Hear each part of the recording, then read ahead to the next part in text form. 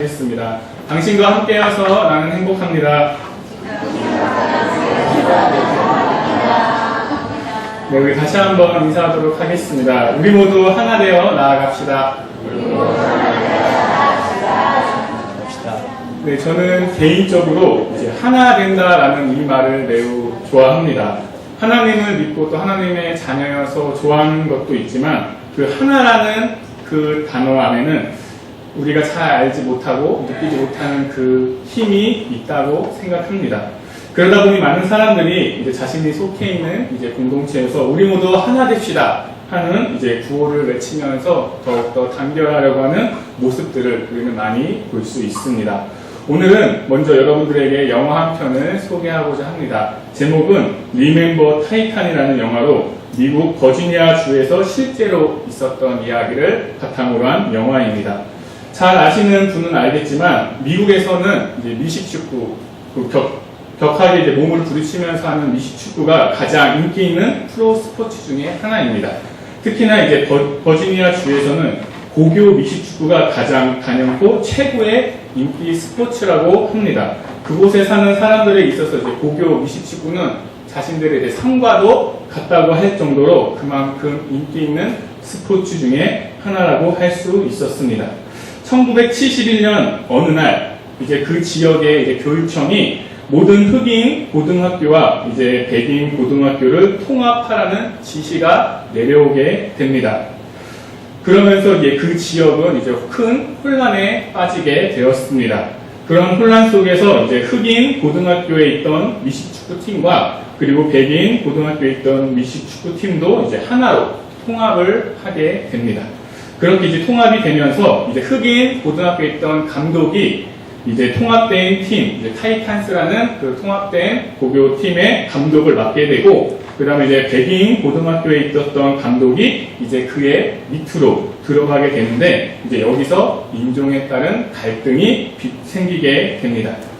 그렇게 갈등으로 시작된 흑인 학교와 그리고 이제 백인 학교의 통합된 미식축구팀은 금방이라도 이제 분위기가 와야 되어 이제 팀이 해체될 것만 같았습니다.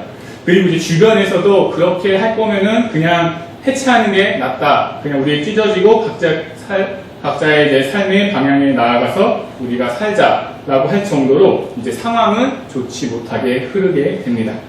그러나 흑인 감독이었던 이제 허만이라는 사람이 이제 강력한 이제 카리스마를 지닌 리더십을 가지고 이제 그 팀을 이제 통솔하게 되는데, 그러면서 이제 피부색의 장벽을 뚫고 팀이 이제 서서히 뭉치게 됩니다.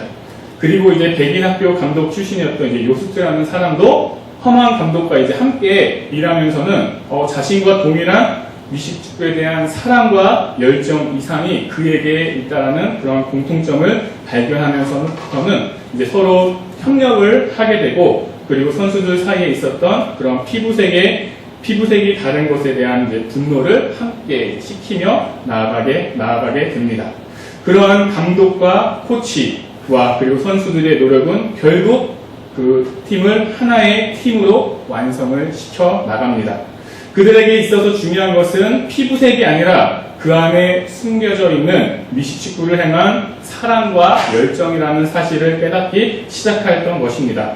그렇게 피부의 장벽을 넘어 하나의 팀이 된 미식축구팀 타이탄스는 그해 지역에서 있었던 미식축구 대회에서 무패로 우승을 하게 되고, 또 우여곡절 끝에 그렇게 하나된 팀으로 인해서 이제 그 지역 안에서는 인종에 대한 허물이 무너지게 되는 그러한 감동의 역사가 흐르게 되는 실화의 영화입니다. 미식축구에 대한 사랑과 그들의 열정이 이제는 피부색을 넘어서 팀을 하나로 만들었고, 그리고 그러한 그들의 모습을 통해 그 지역, 인종차별이 심했던 그 지역의 변화가 되는 놀라운 역사를 경험하게 됩니다. 이렇게 하나가 되었을 때 느낄 수 있는 그 힘의 파워는 우리가 생각하는 그 상상 이상이 되지 않을까 생각을 해봅니다.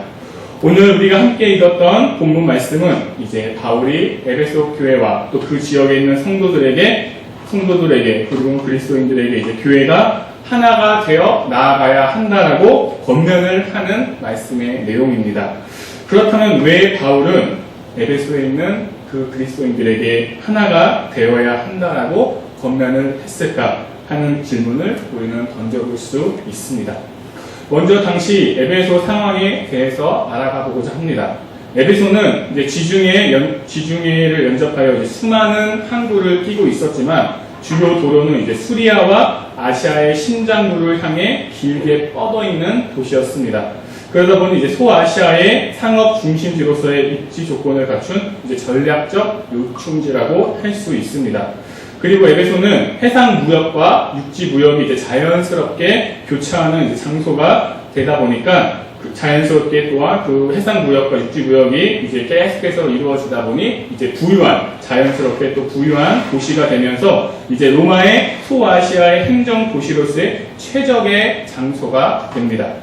그렇게 발달된 도시 안에는 당시의 강력한 그리스 로마 문화가 자리를 잡게 됩니다.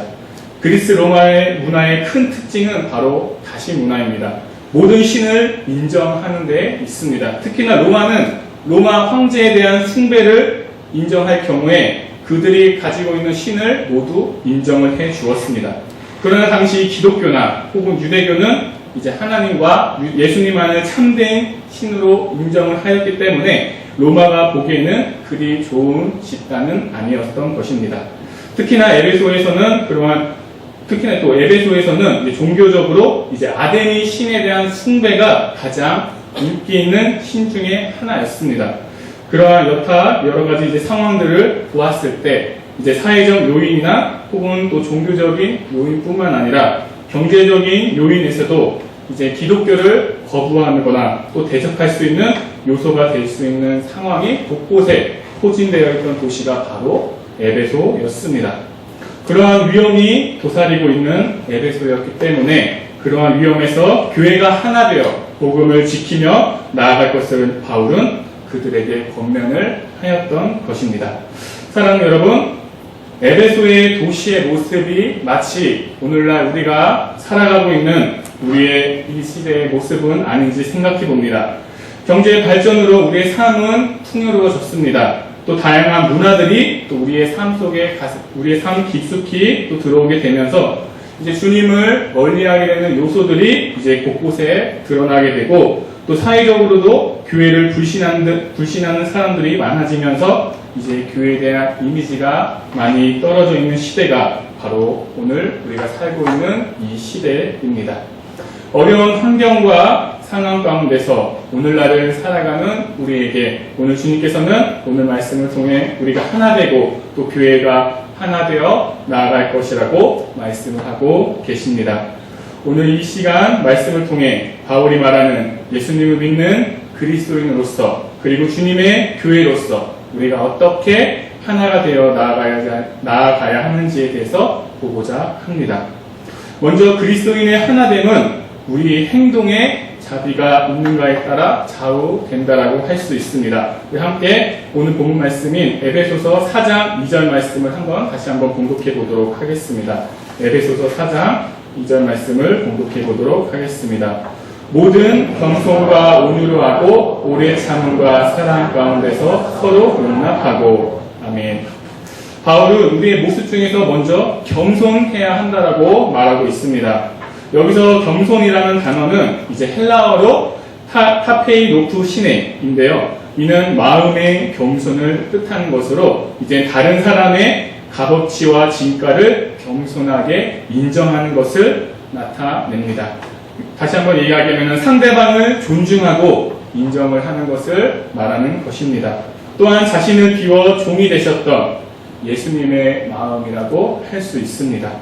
겸손은 하나됨에 있어서 가장 필수적인 요소라고 할 수 있습니다. 우리 안에 있는 교만이 모든 불이치에 배후에 장복되고 있는 반면에 일치를 이루는 가장 큰 비결 중에 하나는 서로를 상대방을 존중하고 인정하는 바로 겸손입니다.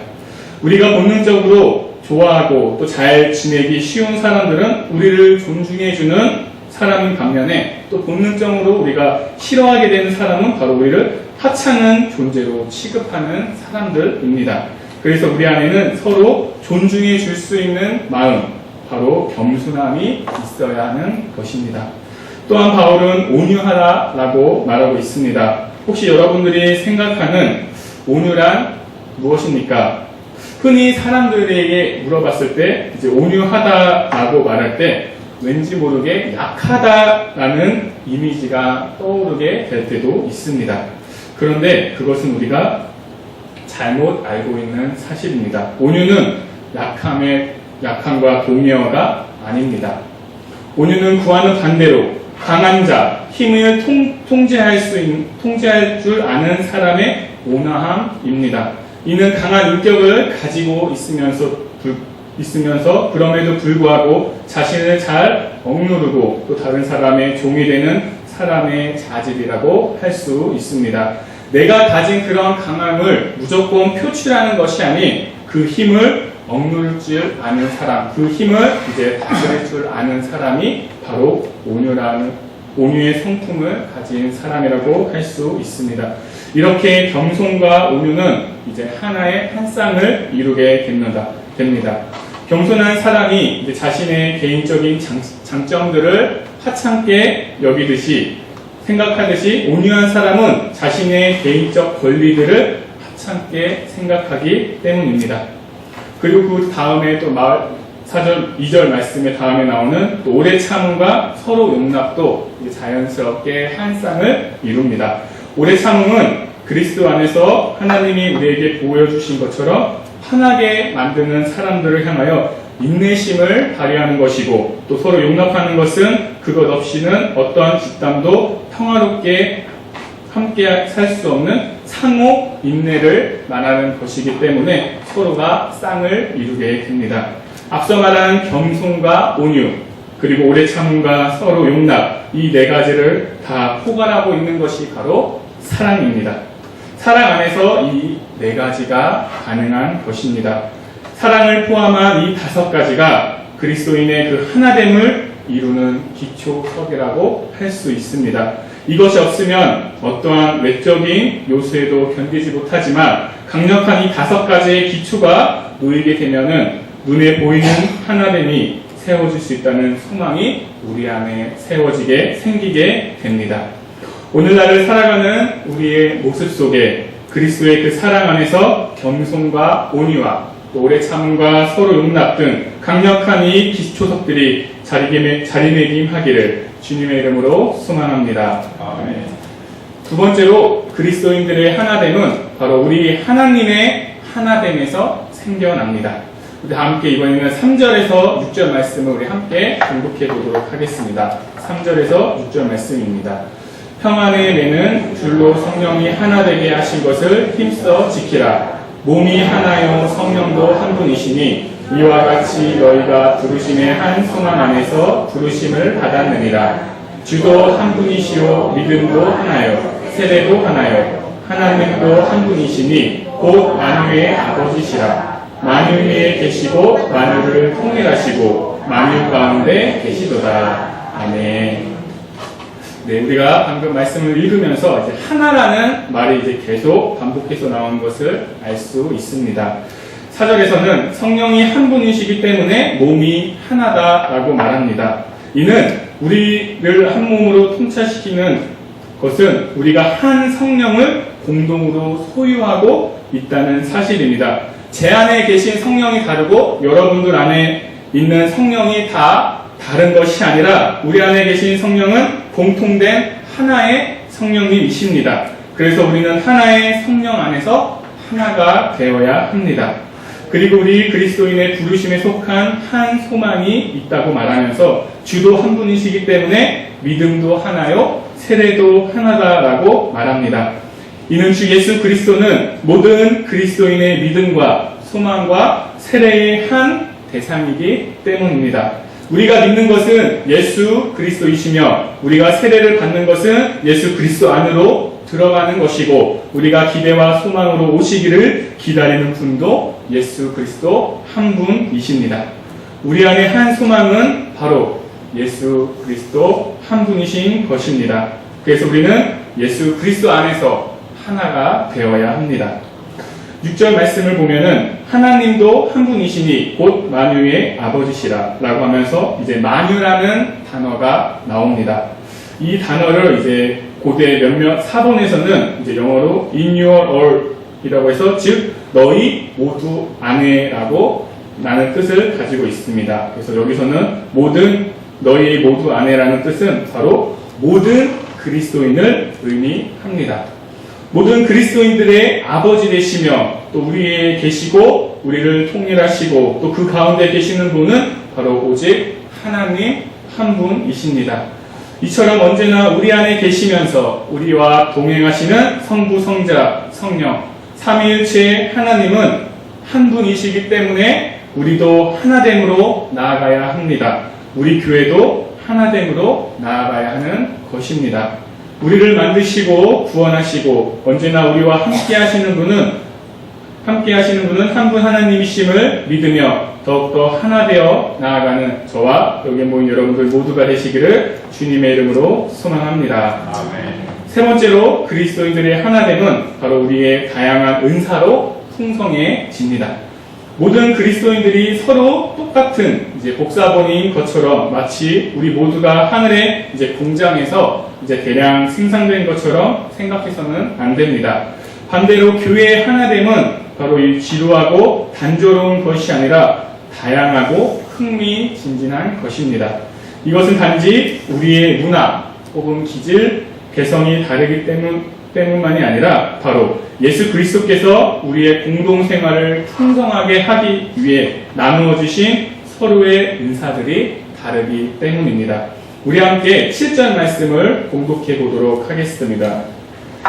우리 각 사람에게 그리스도의 선물에 분량대로 은혜를 주셨나니. 아멘. 각 사람에게 그리스도의 선물의 분량대로 은혜를 주셨다라고 말씀하십니다. 은혜는 이제 헬라어로 이제 카리스라고 말합니다. 그리고 선물이라고 말하는 은사는 카리스마타라고 말합니다. 이제 카리스는 여기서 말하는 카리스 은혜는 이제 구원의 은혜를 말하는데요. 죄인을 구원하여 주신 은혜는 모든 사람들에게 공통으로 주어지는 은혜입니다. 우리 모두에게 공통으로 주어지는 바로 은혜가 카리스, 구원의 은혜라고 할 수 있습니다. 그러나 주님께서 주신 선물, 은사, 즉 섬김의 은혜라고 부르는데요. 이것은 하나님의 백성이 섬기도록 구비시켜 주시는 은혜로서 7절에서 보는 바와 같이 이제 그리스도의 선물의 분량대로 서로 다르게 주어집니다. 교회의 하나됨은 이제 구원의 은혜로부터 시작이 됩니다.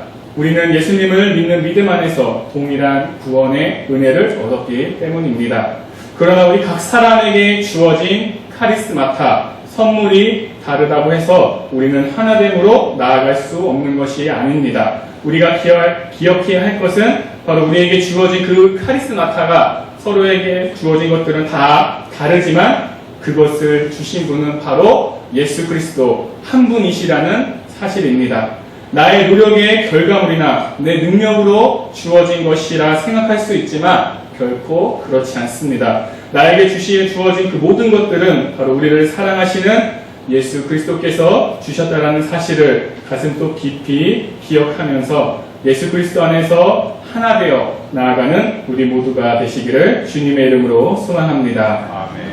그리고 우리는 이제 그것으로 끝나는 것이 아니라 우리는 이제 성숙한 그리스도인의 모습을 위해서 나아가야 합니다. 이번엔 다 같이 12절에서 13절 말씀을 함께 공독해 보도록 하겠습니다. 12절, 13절 말씀 공독하겠습니다.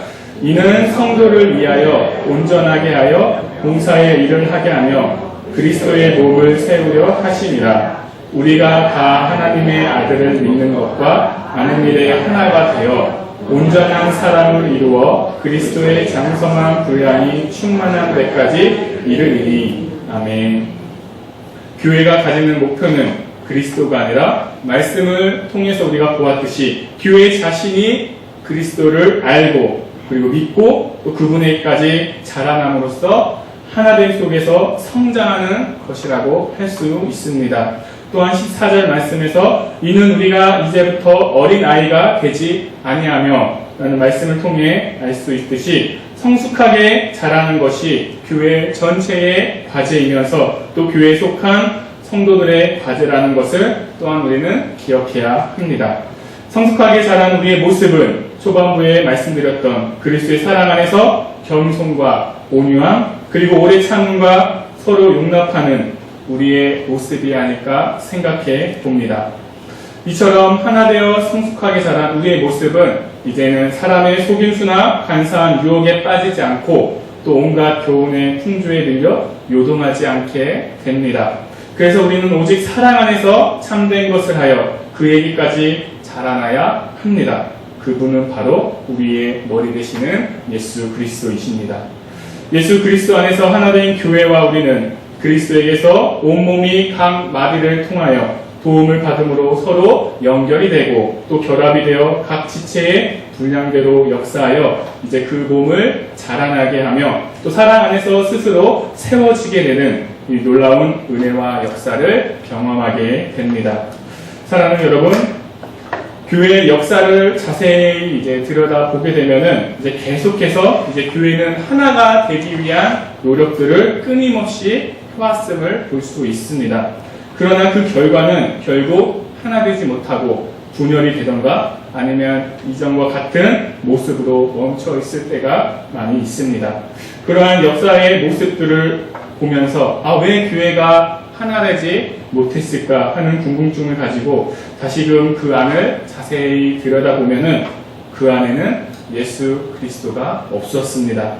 처음에는 예수 그리스도 안에서 하나됨을 위해 나아가고자는 했지만 결국에 그 안에는 바울이 말한 그 5가지의 기초석이 아닌 인간의 욕심과 교만이 자리 잡고 있었습니다. 교회는 예수 그리스도를 머리로 하는 몸입니다. 그리고 우리 개개인도 예수 그리스도가 주인이 되시는 몸된 교회입니다. 그러나 교회 안에 우리의 머리 되시는 예수 그리스도가 없다면 과연 우리가 하나 될 수 있을까요? 우리는 생각해 봅니다. 나의 모습을, 그리고 내가 속한 교회의 모습을, 그리고 이 나라 안에 있는 한국 교회의 모습을, 그리고 모든 열방 가운데 있는 세계 교회의 모습을 말이죠. 사랑하는 여러분, 모두가 위기라고 말하는 이때에 우리는 하나 되어 나아가야 합니다. 우리에게 동일하게 역사하시고 한 소망이 되시는 예수 그리스도로 말미암아 그 사랑 안에서 하나 되어 성숙한 그리스도인의 모습을, 또한 성숙한 교회의 모습을 가지고 세상 가운데로 나아가야 합니다. 그 시작을 저와 여기에 모인 우리 모두, 그리고 우리 사랑하는 일심교회가 되어지기를 주님의 이름으로 소망합니다. 기도하시겠습니다.